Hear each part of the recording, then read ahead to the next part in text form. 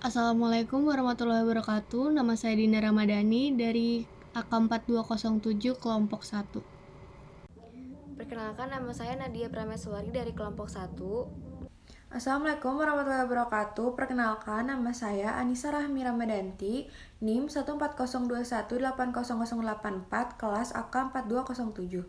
Assalamualaikum warahmatullahi wabarakatuh. Perkenalkan, nama saya Alvari Zinanta dari kelompok 1. Oke, di sini saya akan menjelaskan cara menggunakan aplikasi ACL. Sebelumnya kita harus sudah download aplikasi ACL terlebih dahulu ya.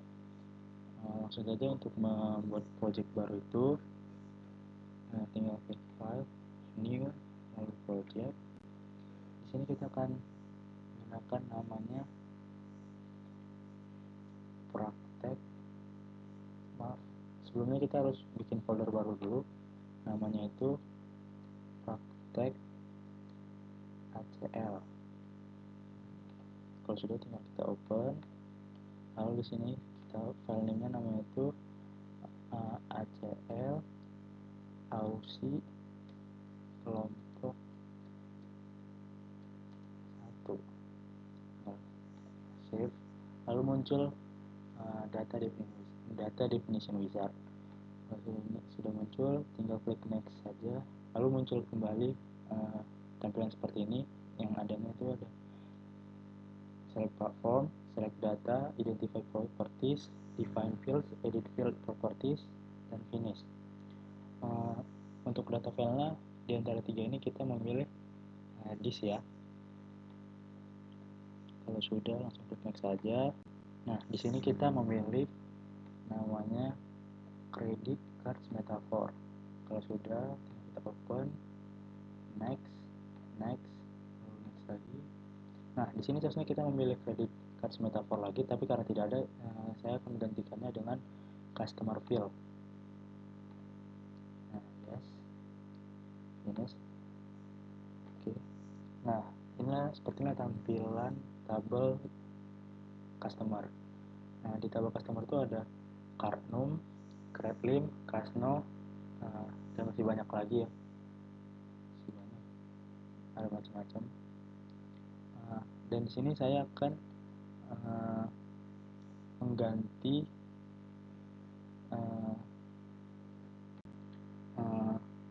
di sini saya akan mengganti dari numeric ke ASCII. Ini bisa dilakukan dengan klik edit, lalu table layout, lalu kita pilih card. Di sini kita pilih aja ke ASCII. Lalu tinggal save please, tinggal hapus saja. Kenapa harus file cardnum ini harus diganti dari numeric ke ASCII? Karena file cardnum harus ada data berupa karakter atau abjad, tapi N mengindikasikan data numerik. Walaupun ini numerik, tapi kita tidak akan mengolah data yang melibatkan fungsi operasi matematika, tetapi hanyalah simbol fenomena kartu. Untuk langkah selanjutnya, kita akan mengecek dari tabel-tabel ini apakah terdapat error atau tidak. Di sini saya akan memberikan contohnya hanya 5 ya. Bisa ke klik data, lalu ada verify, kita klik, kita coba satu-satu. Pertama ada card, oke. Nah, nanti muncul dia null data validity error detected. Kita coba lagi, lalu kita akan coba Credlim, masih nol juga. Kita lanjut lagi ke Casno, null data validity error.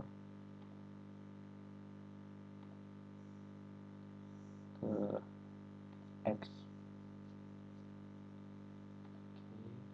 null data validity error.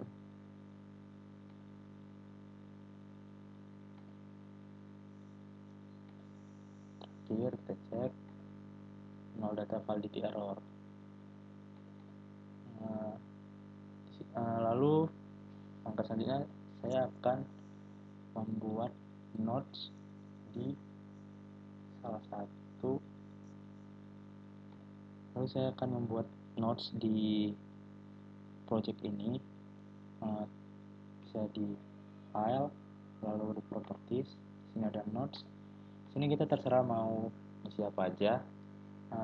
Tapi saya akan mengisi tanggal dan jam hari ini. Tanggal 11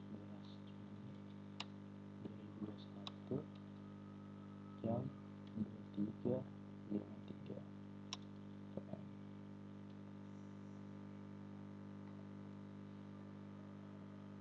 Oke, selesai.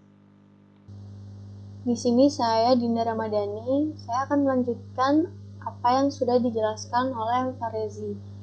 Di sini kita bisa membuat tabel baru dengan cara mengklik file, new, lalu kita klik tabel. Di sini akan muncul welcome to the data definition wizard, lalu kita klik next. Untuk select platformnya kita pilih this. Di sini kita bisa memilih sampel data. Kita bisa memilih data karyawan atau employee. Kita klik open. Lalu kita klik next. Di sini akan muncul data yang berisikan tabel karyawan. Lalu kita klik next. Dan di sini akan muncul kita bisa memberi penamaan pada file yaitu employee. Dan di sini format dari filenya harus .file. Lalu kita bisa save, kita bisa replace saja. Lalu kita klik next. Setelah itu finish. Kita bisa klik OK saja. Lalu di sini muncul nama, muncul data dari karyawan perusahaan. Terdapat nama, card number, tanggal bekerja, gaji, dan bonus. Di sini terdapat data sebanyak 200 karyawan. Lalu kita bisa memverifikasi data tabel ini untuk memastikan bahwa tidak ada salah input atau salah input di kolom yang tidak semestinya. Di sini kita harus memastikan bahwa di sini terdapat warna hijau untuk memastikan bahwa tabel ini aktif. Lalu kita bisa klik data dan kita pilih verify. Di sini terdapat kolom-kolom yang ada di tabel tadi. Untuk memverify keseluruhan kolom, kita bisa klik saja verify field. Kita klik add all sehingga kita tidak perlu untuk memverify satu-satu dari kolom yang ada. Lalu kita klik OK. Di sini akan muncul bahwa tidak ada data error yang terdeteksi pada tabel ini. Lalu kita bisa kembali ke tabel employee. Kita bisa menambahkan atau memberikan catatan-catatan kecil untuk sebagai data karyawan. Semisalnya untuk karyawan bernama Will. Kita bisa memberikan catatan dengan cara klik kanan, lalu kita pilih edit note. Di sini kita bisa menambahkan, misalnya mengajukan cuti untuk tanggal 5 Juli 2021. Kita bisa klik OK. Nanti di sini akan muncul titik kecil yang menandakan bahwa karyawan tersebut memiliki catatan yang harus diperhatikan. Mungkin sekian yang bisa saya sampaikan. Selanjutnya akan disampaikan oleh teman saya, yaitu Anissa Rahmi. Terima kasih. Saya Anissa Rahmi.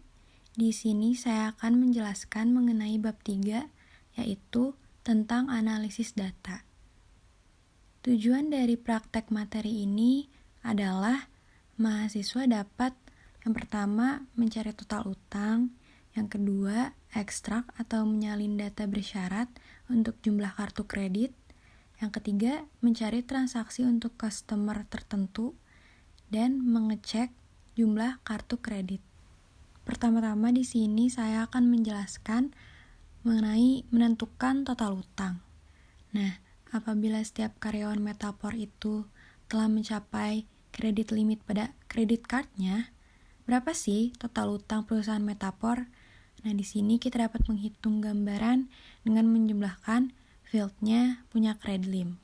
Nah, untuk mentotal field Credlim ini, langkahnya yang pertama, ini kita harus buka table customer dulu, seperti ini. Lalu kita pilih Analyze, lalu Total Fields,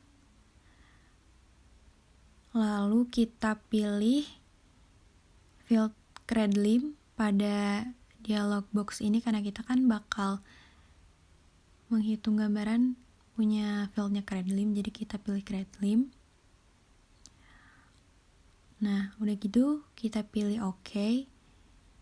Maka si bar view ini akan menghasilkan nih Credlim jumlahnya 1.440.800, yang artinya bahwa jumlah uang yang di field Credlim itu mencapai 1.440.800. Setelah itu yang selanjutnya adalah menampilkan credit card atau kartu kredit yang kadaluarsa berdasarkan tanggal. Nah, langkah yang pertama itu adalah aktifkan, kita pergi ke edit, setelah itu kita ke filter. Nah, setelah ada dialog box-nya itu kita pencet new, lalu di dalam expression ini ada expression, kita ketik kayak gini.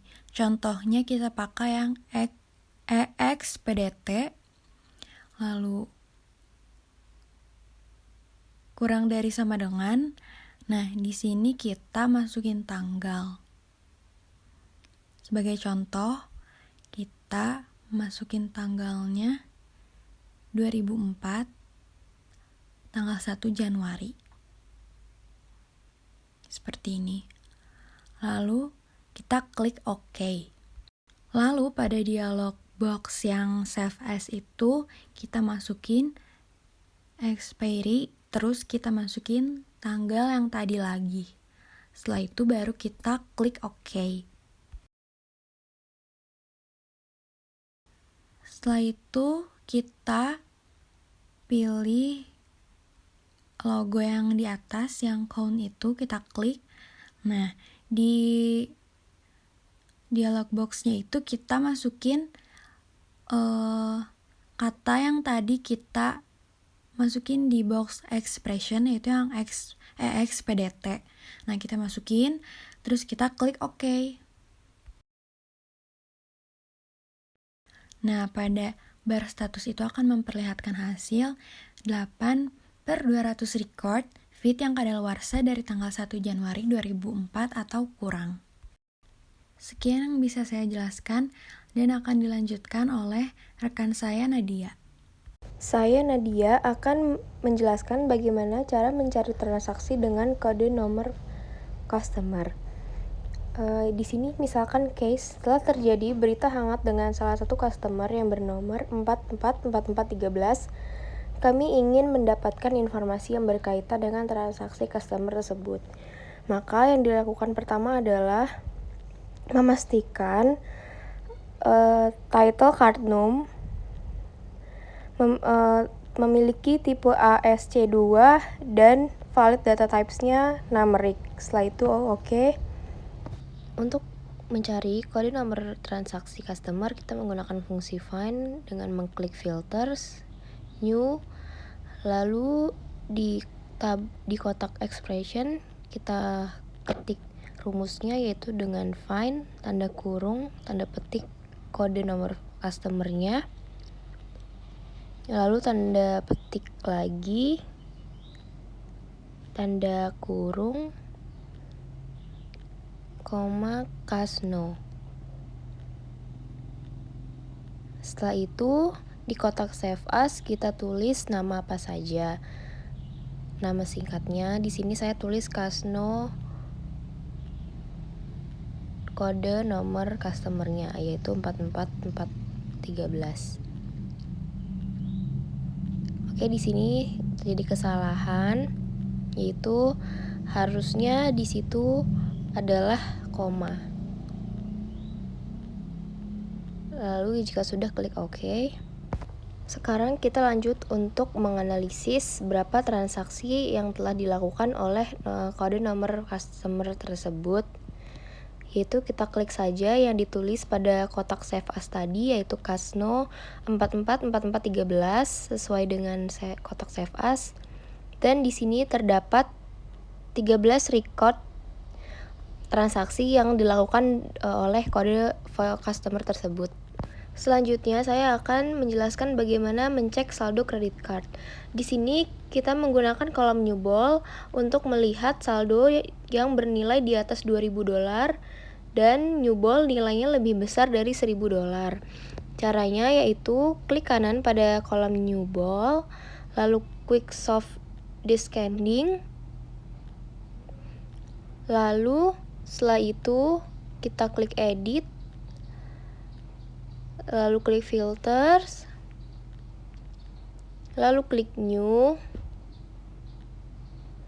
Di kolom expression kita tulis rumusnya, yaitu Newball lebih besar dari 2000. Kenapa 2000? Karena yang kita akan melihat saldo yang bernilai lebih dari $2.000. Yaitu jika sudah, maka di kotak save as kita tulis nama singkatnya. Di sini kita bisa tulis apa saja, tetapi saya menulis nama Newball 2000. Lalu setelah itu klik OK. Setelah itu untuk melihat berapa transaksi yang nilainya lebih dari $2.000, caranya yaitu kita klik count yang berwarna hijau kotak, lalu di situ ditulis nama yang sama seperti di kotak save as, yaitu Newball 2000. Nah, di sini tertulis 53 record atau transaksi yang bernilai lebih dari 2000. Sekian penjelasan dari saya tentang modul 3 mengenai analisis data. Terima kasih.